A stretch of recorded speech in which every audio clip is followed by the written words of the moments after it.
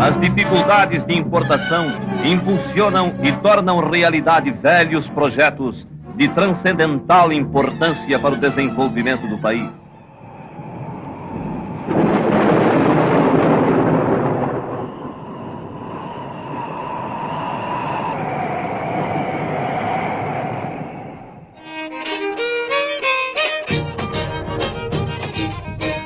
Sobretudo a partir de 1930, com exceção dos japoneses, a mão de obra estrangeira deixou de vir para o Brasil.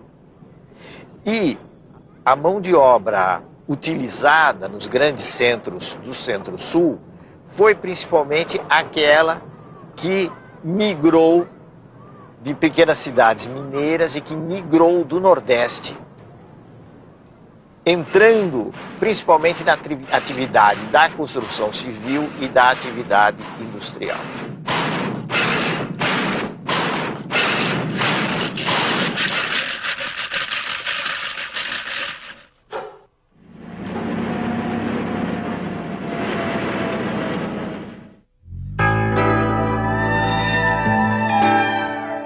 No nível federal, as reformas implantadas por Getúlio tiveram vários objetivos. Um deles foi a implantação de um ensino técnico, demonstrando a preocupação com a industrialização e com a mão de obra qualificada. A outra coisa foi a melhora da qualidade do ensino e a padronização do ensino nos níveis secundário e nos níveis universitários.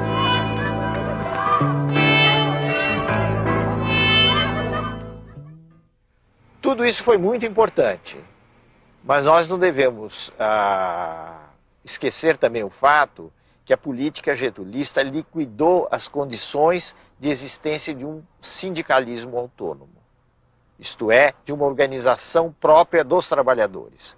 Ele fez tudo isso de cima para baixo, autoritariamente, como era o seu estilo.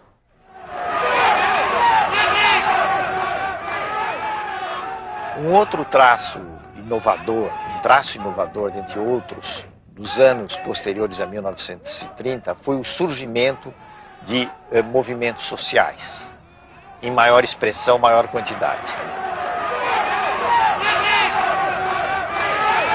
Dentre esses movimentos, nós devemos destacar principalmente dois. Um de extrema direita, que era o integralismo, e um de extrema esquerda, que era o movimento comunista. O movimento integralista estava inspirado no fascismo e tinha como seu líder mais importante Plínio Salgado, que era um político de São Paulo, um jornalista e um político de São Paulo. E foi organizada em nosso país uma agremiação política que tomou o nome de Ação Integralista Brasileira, a qual se caracterizava, sobremodo, pela formação de milícias uniformizadas com camisas verdes e pelos marciais desfiles que realizava. Os integralistas eram nacionalistas, totalitários, adversários das liberdades democráticas e acreditavam num regime sustentado por um partido único. Eles apoiaram Getúlio Vargas na esperança de que, através de Getúlio, eles chegassem ao poder. Getúlio lhes deu alguma corda até o golpe do Estado Novo, até novembro de 1937. A partir daí, os integralistas foram marginalizados, uma parte deles tentou um golpe que fracassou e o movimento deixou de ter importância maior na cena política. Os comunistas tinham uma outra tática, que era a tática de enfrentamento, a tática de oposição. E com isso eles chocaram de frente com o governo Getúlio. Eles formaram um organismo, a Aliança Nacional Libertadora, que pretendia ser uma grande frente popular contra o governo Getúlio e por grandes reformas no país.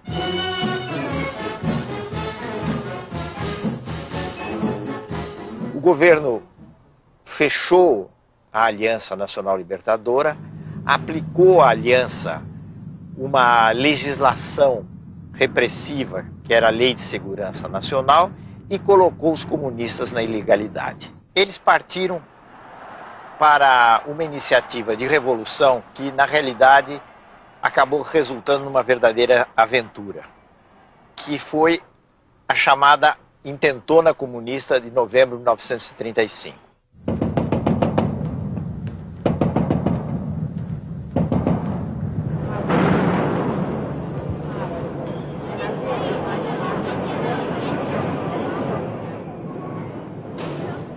A consequência mais importante da insurreição comunista de 1935 foi o fato de que ela deu o pretexto que o Getúlio Vargas e os círculos do governo, principalmente a cúpula do exército, estavam esperando para iniciar uma repressão no país e, mais do que isso, preparar o caminho para a instalação de um regime autoritário. Isso se fez através do golpe que instituiu o Estado Novo, o golpe de 10 de novembro de 1937.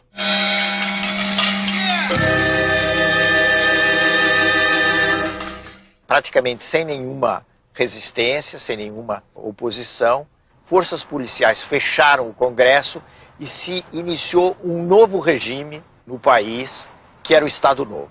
Esse foi um regime que assumiu claramente feições de uma ditadura sob o comando de Getúlio Vargas.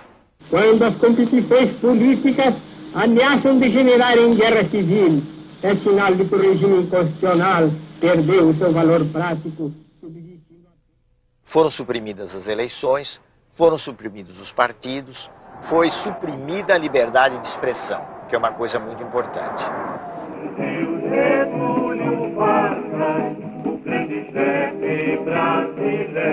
Na maneira de ver de Getúlio e dos generais e dos círculos civis que apoiavam Getúlio, não deveria haver lugar para partidos no país. Os partidos eram parte, eram coisas nocivas à organização do país. Era preciso organizar um todo nacional, de cima para baixo, tendo como chefe supremo o chefe da nação, ou seja, Getúlio Vargas.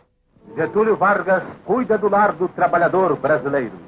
Aqui o vemos inaugurando as primeiras casas de uma série que planejou para todo o território nacional como habitação condigna dos obreiros da grandeza do Brasil. Tendo ao lado sua esposa, Dona Darcy Vargas, vemos o presidente da República, acompanhado pelo senhor Gustavo Capanema e outras autoridades, inaugurando o Hospital Estácio de Sá, na capital. Getúlio Vargas inaugurava o Instituto Nacional do Livro. Aqui o vemos em companhia do senhor Herbert Moses. O presidente da República assistia à grande parada militar comemorativa de nossa independência.